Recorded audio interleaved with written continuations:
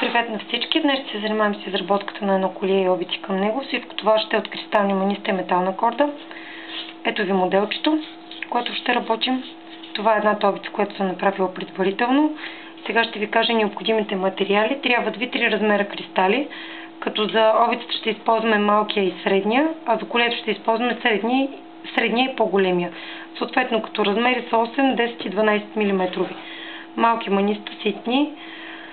Ако са тохо, размера е 8, ако ползвате от китайските 3 мм, но трябва да ги калибрирате, в смисъл да бъдат горе-долу еднакви по големина. Ще ви трябват стопери, съответно щифтове, закопчалка, кукички за обиците, халкички, все дребни бижутерски неща, металната корда, подава се на такива макари. Ще ви трябват приблизително около 3 метра, за колието ще използваме по 3 дължини, всъщност за всичко, за колие и обици, по 3 дължини. За колието ще използвам в случая около 60 см приблизително, за обиците по около 23 парчета за всяка обица и вече излишното ще мерим и ще изрязваме. Сега започваме с изработката. Взимате си, първо ще направим обицата, 2 от парчетата метална корда, на които едновременно ще нанижим едно от ситните маниста и ще го сложим по средата. Значи, цялата идея е, че всичко трябва, когато се нанизва, да се разминава с малките маниста. При всяко едно нанизване на малки маниста ще кръстосваме двете корди, които нанизваме. Тук в случая това е едната дъга, а това е другата. След като сте добавили манистото, сега в края ще сложим, в случая за обицата средния размер ще са ни в дъното най-големи. Той не мърде. Всъщност това е доста подвижна корда и евентуално от притеснението ми ще се подмята, аз ще изпускам маниста. Моля да ме извините за това предварително. Така, нанизахме на долните два края, 2 от средните маниста. Двата края.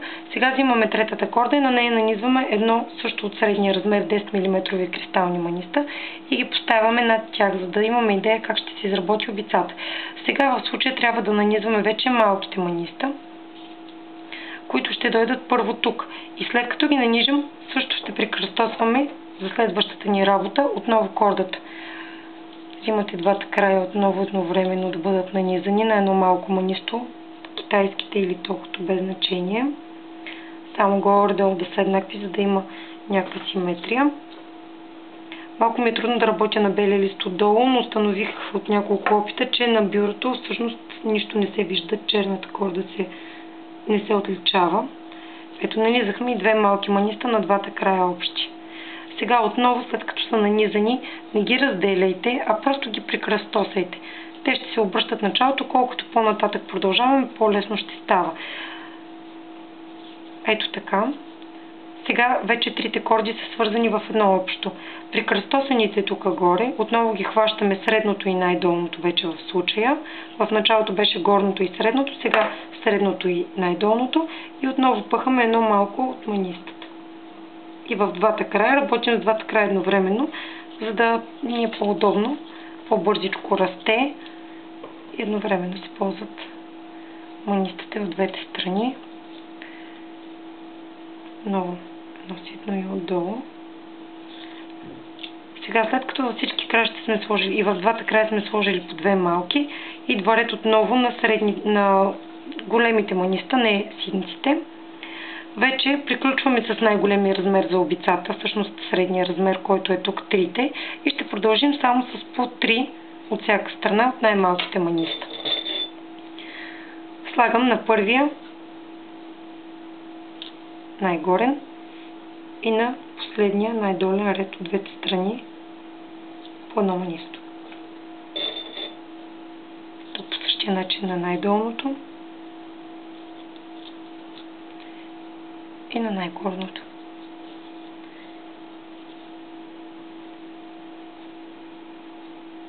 Така. Сега пак ги събираме леко, за да ни е удобно да виждаме какво работим. И отново с малките маниста пак захващаме горните две. Ето вижте. Горните две. И ги затваряме с едно малко манисто. Ето как се прикръстосват. Ето вижте, това от тук и това от тук се прекръстосва. Сега долното и средното пак с малко манисто се затварят и пак ще се прекръстосват за последващата ни работа. Само с малките маниста се прекръстосват, големите просто се нанизват. От тук също хващаме пак горните две.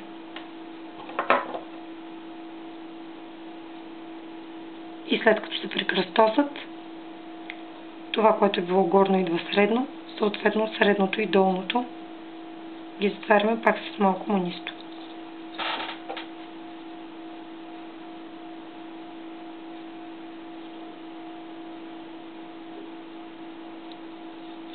Така. Сега си изравнете кордата, за да ви е по-удобно. Ето така. Хоп, изнизах. Извинявам се. Сега ще си го нанижа отново.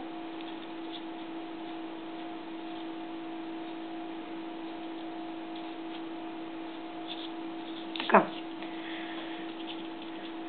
Сега ще добавим още по едно от черните най-малки маниста кристали. От най-малките кристали. И отново ще затворим с по-ток маниста в двата края. И това ще е края всъщност на нашата обица. Горе.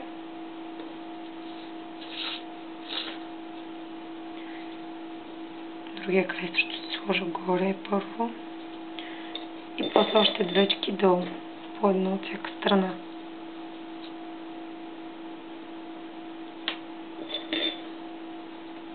Другата страна по същия начин. Всъщност цялата идея на изработката на колието е абсолютно същата. По същия начин редуваме винаги първо горе, после долу. Всъщност както започнете, ако започнете първо долу да слагате ситни, а после горе, така трябва да карате на цялото колие, за да няма неприятна разминавка. Сега сложих горе едно малко, прекръстосвам, долната страна още едно малко и това е края на единия край на обицата. От другата страна по същия начин.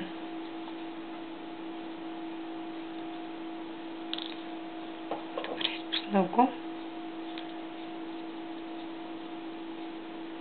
Двете едновременно. Прекръстосват се.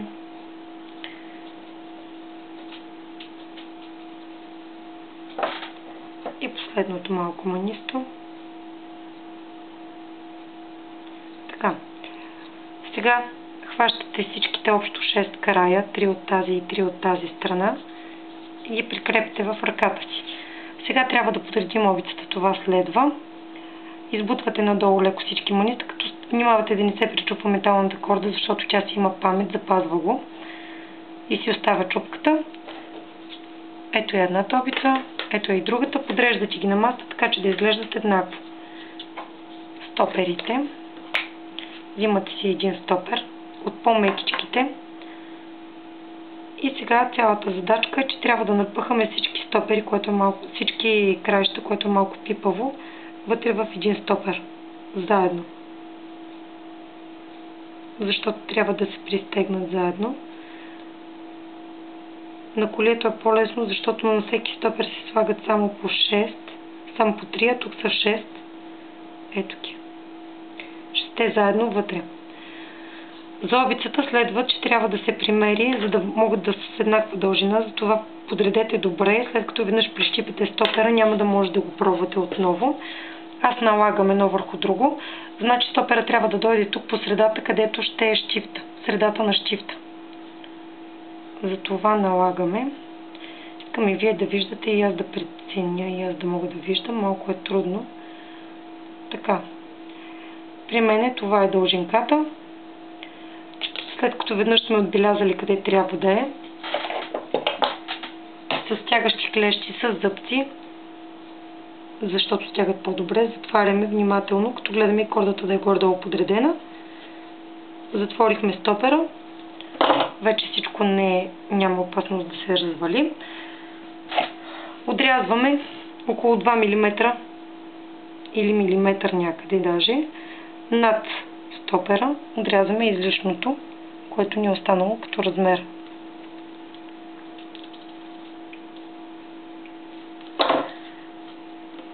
И слагаме един щифт, ето го, в случая малко по-широк, толкова колкото да влезне и стопера вътре.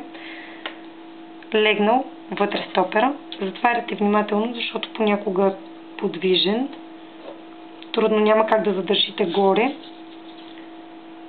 Ето сега ще направим. Моите ръце потни, треперят, малко е трудно. Затваряте вътре самия стопер. Ето, с клещите. Първо от едната и после и от другата страна. И пристягате добре.